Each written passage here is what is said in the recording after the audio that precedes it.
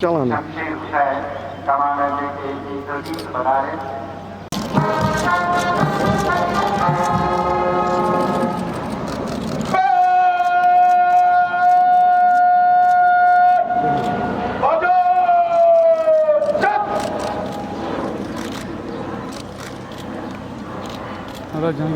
राष्ट्रीय ध्वज पेश किया गया।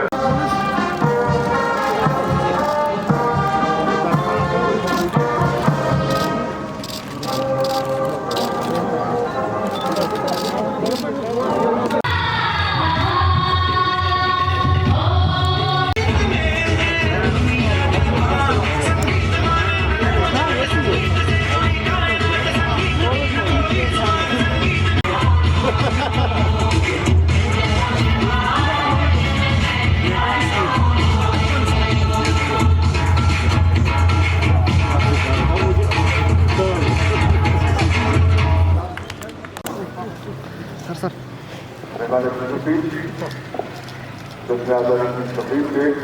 जम्मू कश्मीर के उप राज्यपाल लेफ्टिनेंट गवर्नर श्री मनोज सिन्हा को अभी मकसूद जी में सवाल है और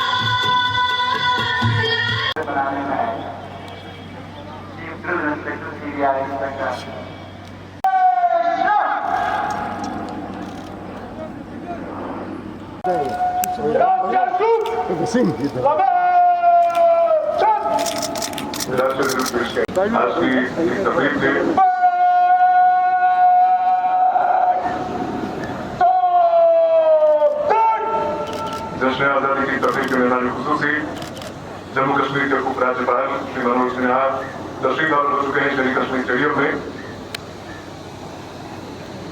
श्री मनोज सिन्हा ने अभी चंद रोज पहले ही कार्यभार संभाला है जम्मू कश्मीर का।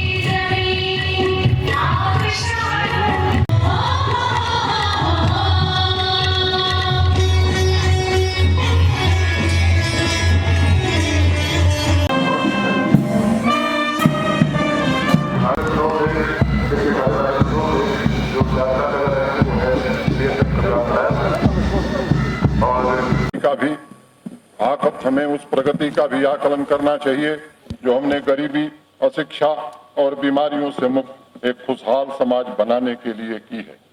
सांस्कृतिक, राजनैतिक, सामाजिक, आध्यात्मिक सभी तौर पर जम्मू और कश्मीर हमेशा भारत के अस्तित्व का अभिन्न अंग रहा है। कल्हड़ की राज तरंगिणी से लेकर शंकराचार्य के अद्वैत तक, सूफी इस्लाम से लेकर बौद्ध धर्म के मूल दर्शन महायान तक, जम्मू और कश्मीर में सभी धर्मों की समृद्ध परंपरा रही है और यह शांतिपूर्ण और साझा सह अस्तित्व इस भूमि के लोगों के जीवन में प्रकट होता है।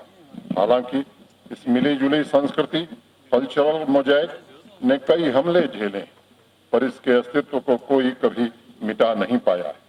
महात्मा गांधी जी द्वारा दी गई अहिंसा की विचारधारा भारतीय स्वतंत्रता आंदोलन की मार्गदर्शक थी और अहिंसा की यह विचारधारा जम्मू और कश्मीर के लोकाचार ईथोस के साथ हमेशा तालमेल में रही है।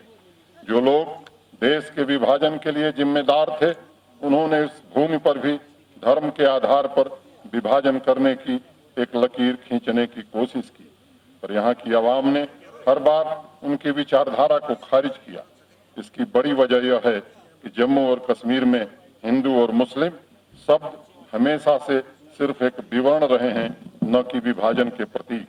देश के विभाजन के समय के धार्मिक उन्माद को नकारते हुए जम्मू और कश्मीर के लोगों ने अपने आप को राष्ट्रीय भावना के अनुरूप जोड़ा।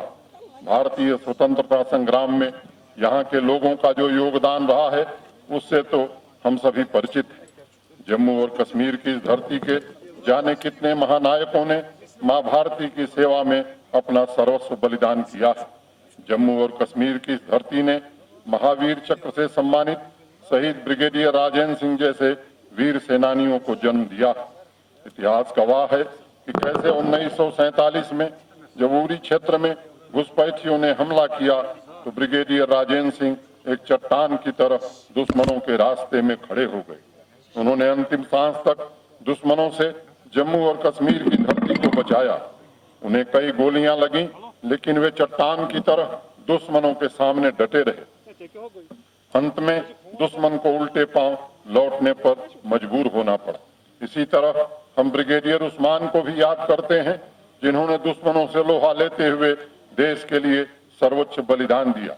उनके आखिरी शब्द थे, मैं तो जा रहा हूं, परंतु जिस जमीन के लिए हम लड़ रहे हैं उसे दुश्मन के हाथों में कभी जाने नहीं देना।